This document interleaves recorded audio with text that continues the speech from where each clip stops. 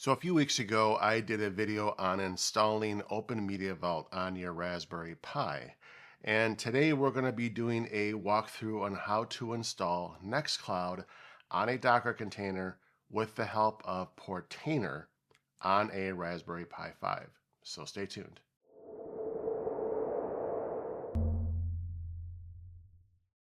So to kind of summarize, Open Media Vault is a NAS solution for backing up, archiving, media streaming. Nextcloud is more of a data hosting or a file hosting platform to collaborate, share files, sort of like Google Drive and Microsoft OneDrive. But the big benefits is that obviously you're not going to have to pay a monthly fee to host your own cloud, and you can have all of your data on your own hardware, which is very important. So we're going to start with a Raspberry Pi 5 running Pi OS desktop version 12 bookworm. I am using my Raspberry Pi 5 in this case, which is a Argon 1 version 3 M.2 NVMe, and it is rocking a 1 terabyte Crucial NVMe drive. If you'd like to see a more comprehensive video about this case and how I put it together, certainly do that and let me know in the comments. I'm running this tutorial through Raspberry Pi Connect, which is a remote desktop solution through the Raspberry Pi Foundation's website. And I'll leave some details about using that and how to set it up. Okay, so with all of that house cleaning out of the way, we're going to start by installing Docker container on the Raspberry Pi OS. Then we're going to follow with installing Portainer. And then using Portainer, we're going to be installing Nextcloud. Okay, actually, everybody, I lied. Sorry. We're going to start this off by upgrading or updating our Raspberry Pi real quick. So apt-get, and we'll do the upgrade to, okay. So we are all upgraded. Now we're going to proceed with installing Docker. So we're going to do a curl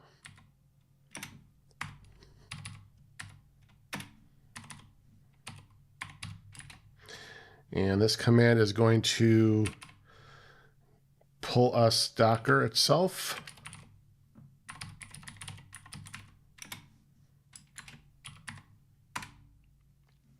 And this has already been done on my end, but I'm just going to go through it so you can see how it's done. I will be leaving all of these commands in the video description as always for part of the tutorial. And now that we have the URL for Docker, we're going to go ahead and assign our user to the group for Docker, or the Docker group, I should say. User mod .ag.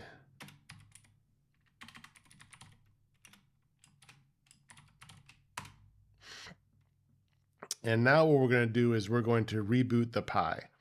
You can also just kind of log out and log back in, but I like to be thorough, so we'll just do a sudo reboot. Okay, so our Raspberry Pi has rebooted, and now we're going to do a couple quick tests to make sure that everything is working. So we're going to type in groups, and what we're looking for here is we're looking for to make sure that this user, Smacky, is appearing in the Docker group, where here it is right here. So we are good to go. And we're going to run our Docker hello command also. So we'll do a Docker run hello world. And as long as you get this message, you are good to go. Okay, so next we are going to do the Portainer install. And Portainer, I like to think of it as a graphical user interface for using Docker and managing your containers and adding containers. It's very, very handy. So we're going to get the latest version of Portainer with the pull command, and then we're going to go ahead and create the volume.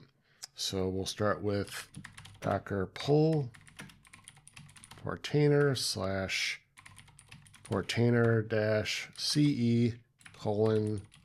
latest. And mine is already up to date.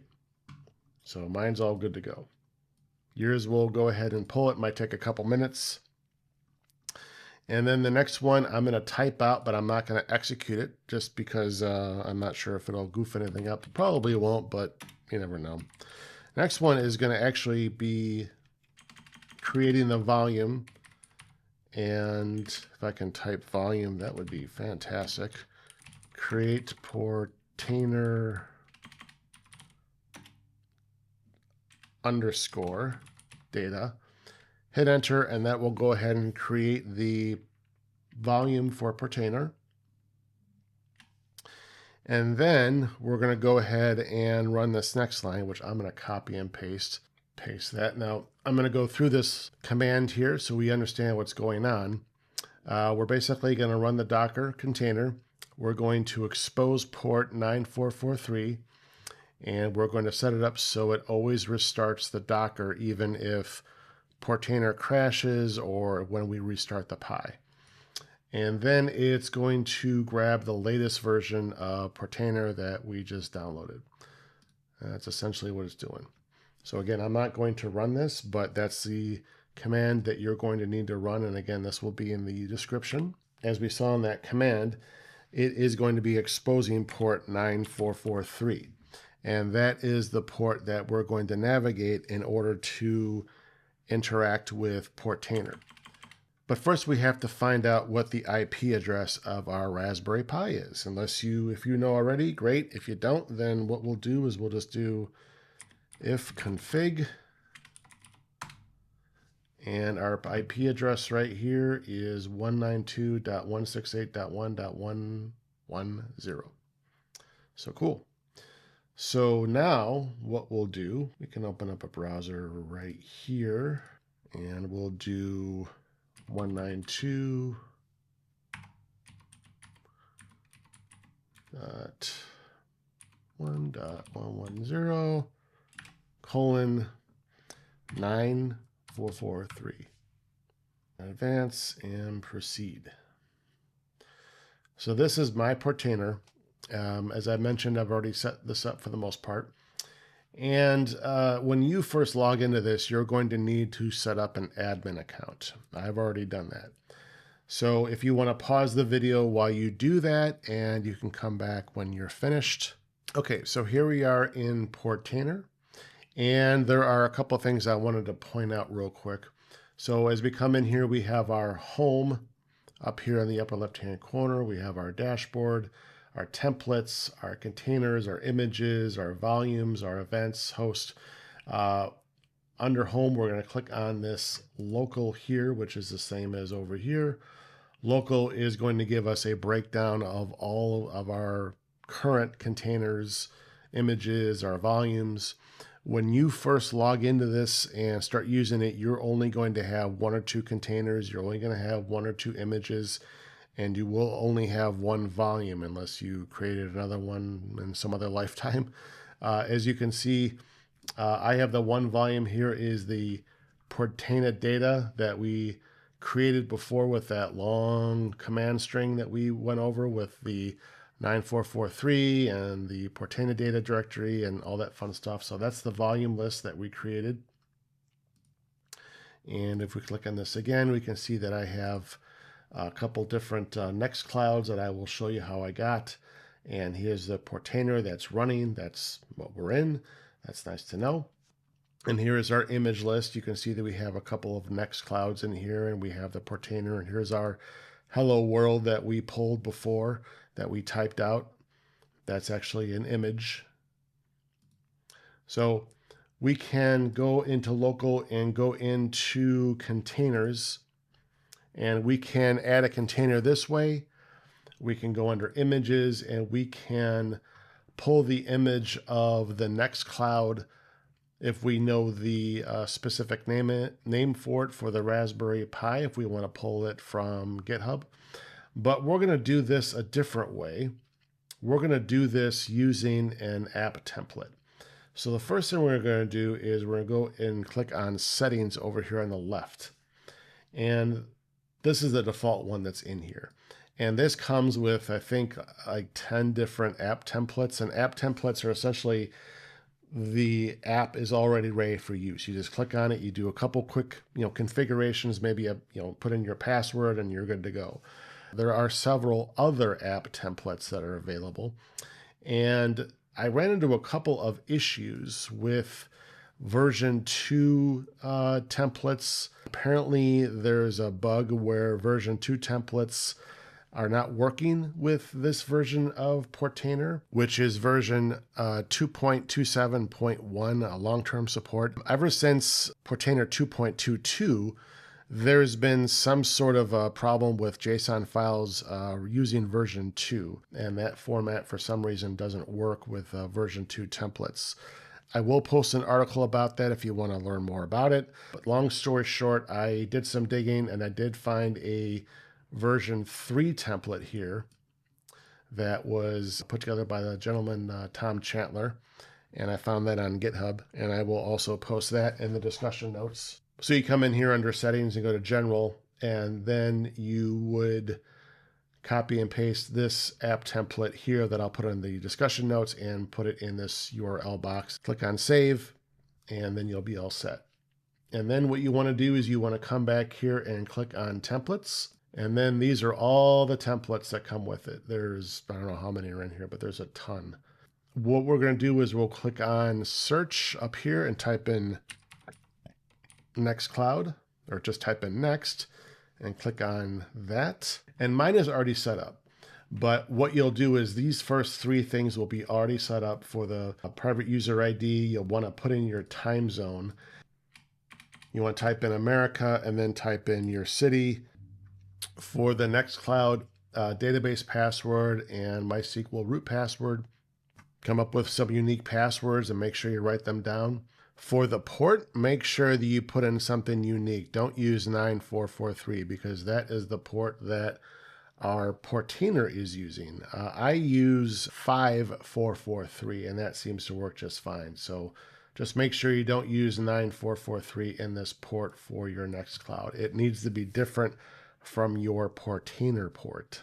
Also, you want to note that the database user is Nextcloud and the database name is called Nextcloud_DB if you need that in the future. So quick editorial. Make sure that when you are finished entering your time zone, your passwords, your ports, that you click on deploy the stack under actions.